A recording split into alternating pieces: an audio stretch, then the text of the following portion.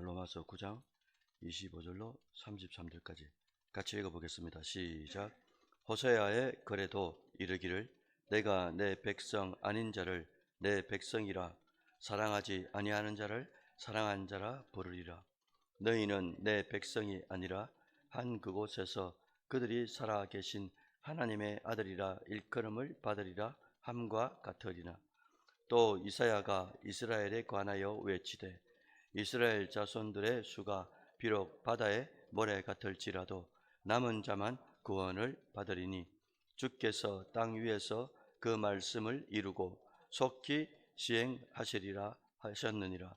또한 이사야가 미리 말한 바 만일 만군의 주께서 우리에게 씨를 남겨두지 아니하셨더라면 우리가 소돔과 같이 되고 같았으리로다 함과 같으니라. 그런즉 우리가 무슨 말을 하리요? 의를 따르지 아니한 이방인들이 의를 얻었으니 곧 믿음에서 난 의요 의의 법을 따라간 이스라엘의 율법에 이르지 못하였으니 어찌 그러하냐? 이는 그들이 믿음을 의지하지 않고 행위를 의지함이라. 부딪힐 돌에 부딪혔느니라. 기록된 바 보라 내가 걸림돌과 거치는 바위를 시온에 두노니 그를 믿는 자는 부끄러움을 당하지 아니하리라 함과 같으니라. 아멘. 예, 여러분들 반갑습니다. 화, 수, 목, 화요일은 9장 이제 초반부를 했고요. 그때는 이제 하나님의 주권과 은혜에 대해서 말씀을 드렸고, 어제는 하나님의 주권과 긍휼에 대해서 말씀드렸고, 오늘 본문은 뭐냐면 이제 하나님의 주권과 의입니다. 의. 믿음으로 비롯된 의. 그래 오늘 본문에서 사도 바울은 하나님의 백성이 되는 그 길은 오직 하나다. 믿음에서 난 의다. 그래서 오늘 본문에 보니까 30절, 31절, 32절 쭉 이제 그 말씀을 하고 있거든요. 그러면서 누굴 소환하냐니까 구약의 선지자 호세아 선지자를 소환합니다. 25, 26절에. 그리고 27절, 28절, 29절에는 이제 이사야 선지자의 예언을 인용하면서 하나님의 구원이 어떻게 이방 민족에게도 이르게 되었는가라는 것을 친히 이제 설명하고 있어요. 본래 이스라엘에 적용된 구약 말씀을 이방인에게 적용하여 그 의미와 범위를 확장시킨 거다. 이렇게 이제 보고 있습니다. 바울은 오늘 30절에서 보면은 중요한 말씀을 하죠. 믿음이 아닌 율법을 의지한 이스라엘이 하나님의 의에 이르지 못했다라고 지적하는 거예요. 반면에 이방인은 믿음을 통해 의에 이르렀다. 이렇게 말씀하시는 겁니다. 우리는 이 말씀을 통해 가지고 하나님이 민족과 혈통 같은 이 외적인 조건 이런 게 아니고 오직 뭐 말입니까? 전적인 하나님의 주권과 자비와 은혜와 긍휼과 이 의로만 죄인을 구원하시는 분이다. 이걸 이제 우리가 간파할 수 있게 되는 거죠. 이러한 주님의 모습을 통해 우리가 가져야 할 믿음의 자세가 뭘까? 세 가지를 한번 잡아봤는데요. 첫째는 하나님의 백성으로서 우리 또한 긍휼의 믿음을 가져야 한다라는 겁니다. 그래서 바울은 호세아 선지자의 말씀을 인용했죠. 본래 하나님의 백성이 아닌데 내 백성아, 내 백성들아 이렇게 이제 부르시는 하나님의 은혜를 발견할 수 있다라는 겁니다. 그래서 호세아서에서 말하는 이스라엘의 회복이 바울에 의해 이방인의 구원으로 확정된다. 이걸 이제 말씀하시는 거죠. 이방 민족 가운데서도 믿음을 가진 자들을 하나님의 백성으로 놀라운 자비를 베풀어 주신다. 이런 말씀을 하시는 거예요. 그런데 이제 호세아다, 이사야다, 700년, 800년 전에 이 사람들이 당대에는 이 유대인들이 절대로 그 생각을 할 수가 없었습니다. 이방인들도 구원을 받는다. 이 생각이 그들에게 이 충격으로 다가오는 거죠. 왜? 그때는 그런 생각을 못 할 때니까. 선민사상에 빠져 있고 그랬기 때문에. 그래서 우리도 이제 세상의 가치관이 아닌 믿음의 가치관을 가지고 세상을 좀 바라봐야 되는 거예요. 그게 뭐냐? 그 믿음이라는 것이 이방인을 향한 하나님의 긍휼이 열려 있다 이겁니다. 이방인을 향한 하나님의 자비와 의가 열려 있다. 누구든지 예수를 믿기만 하면 구원을 얻는다라는 말씀들을 쭉 해주셨기 때문에 여전히 세상에는 어둠 가운데 살아가는 이방인들이 얼마나 많습니까? 우리 가족들 중에도 있고요. 그들에게 하나님의 긍휼의 빛 대신 예수님을 전한다는 것. 이것만큼 이제 사실은 중요한 일이 없는 거잖아요. 둘째는 우리가 가져야 할 믿음의 자세는 인내하는 믿음이다라는 거예요. 그래서 이사야 선지자는 바다의 모래처럼 많은 이스라엘 민족 가운데서도 오늘 본문에 뭐라고 했냐니까 27절에 독특한 표현을 썼어요. 바닷가의 모래처럼 많을지라도 야야야 너희 민족이 그래 많아도 안 돼.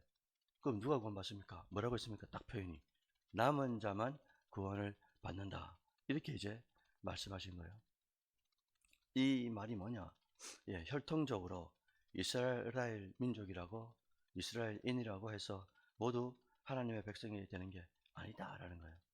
그러니까 환난 중에 인내하고 인내 중에 믿음을 지킨 자만이 진정한 하나님의 백성이다. 그리고 그들이 진짜 믿음이 있다는 것을 반증하는 거다. 이렇게 말씀하신다는 말이에요. 여러분 우리 삶도 한번 뒤돌아봐 봤으면 좋겠어요. 삶의 자리에서 수많은 고민 그리고 유혹, 아픔도 있고요. 어려움도 있고 외로움도 있고 문제가 산적합니다. 그런데 이 상황 가운데 우리는 믿음을 가져야 되죠. 어떤 믿음이냐? 인내하는 믿음인 거죠. 내 상황은 그럴지라도 하나님께서는 나를 전천으로 다 보신다.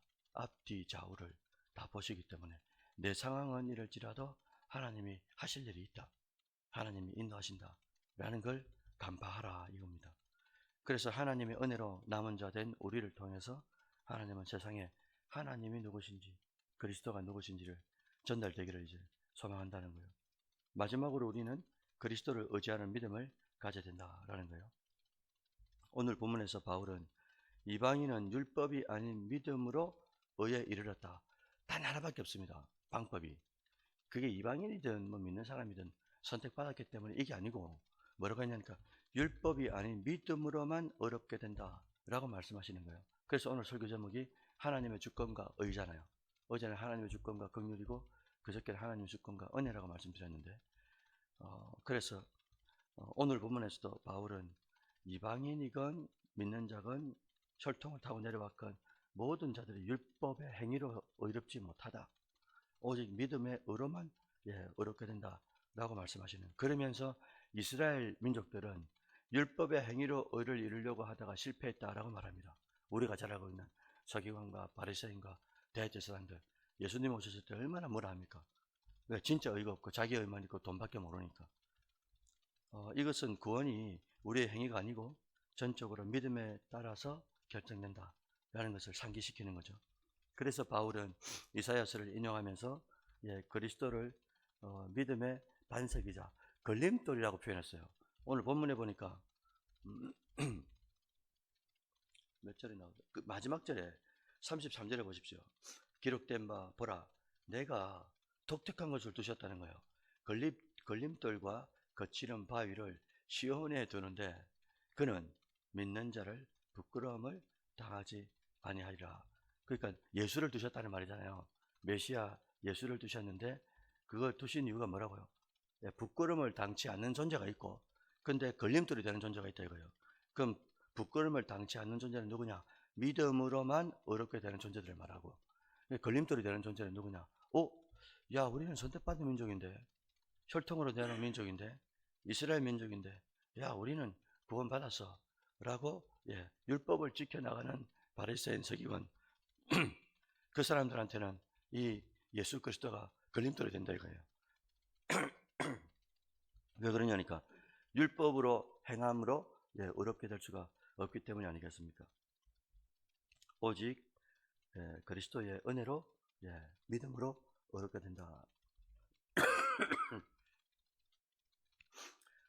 그래서 하나님 앞에서 행위로 믿음을 이루려고 하지 마라 라는 거예요. 행위로 믿음을 의를 이루려고 하지 마라. 이거 하나 있고요. 금방 제가 말씀드렸죠.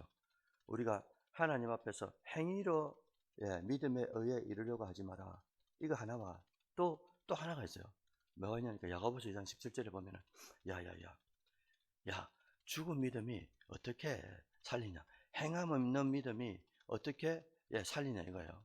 죽었는데 믿음이. 그래서 이 두 가지가 같이 가야 되는 거죠. 행함으로 어렵게 되는 게 아니다. 왜? 믿음의 선진들을 통해서 다 봤으니까. 그리고 또 반대로 너무 행위가 없는 거예요. 믿는다고 하면서 하나님을 믿는다고 하면서도 너무 행위가 없다 이거예요. 그래서 야고보서 2장에서도 죽은 믿음이 어떻게 하나님 앞에 바로 세우겠냐, 이렇게 두 가지 양극단을 말씀하신다라는 거예요. 어쨌든 오직 그리스도의 은혜를 붙잡는 믿음으로만 우리가 살아가야 된다. 그렇게 하면서 겸손히 그리스도를 의지하는 사람만이 구원의 반석 위에 굳게 세워지는 은혜를 받게 된다라는 것을 꼭 기억해 주셨으면 좋겠어요. 여러분, 하나님의 구원은 혈통으로도 아니고요, 행위로도 아닙니다. 오직 믿음의 의를 통해서 이루어진다. 그것은 이방인이건 유대인이건 누구라도 상관이 없다. 다 구원의 문이 열려 있다. 예수를 믿기만 하면은 그렇게 된다라고 오늘 본문은 말씀하시는 거죠. 그래서 구원의 길을 허락하신 하나님의 은혜에 늘 감사하고 또 겸손하고 또 삶의 자리에서 하나님의 긍휼하심을 잊지 말고 끝까지 인내하는 믿음으로 이 시대를 살아간다면, 야야야, 내가 이 마지막 시대지 말에 내가 믿음을 보겠느냐, 이렇게 말씀하신 주님 앞에 좀 담대하게 나갈 수 있지 않겠습니까? 주님, 제가 여기 있습니다. 이사야처럼 저를 써 주옵소서.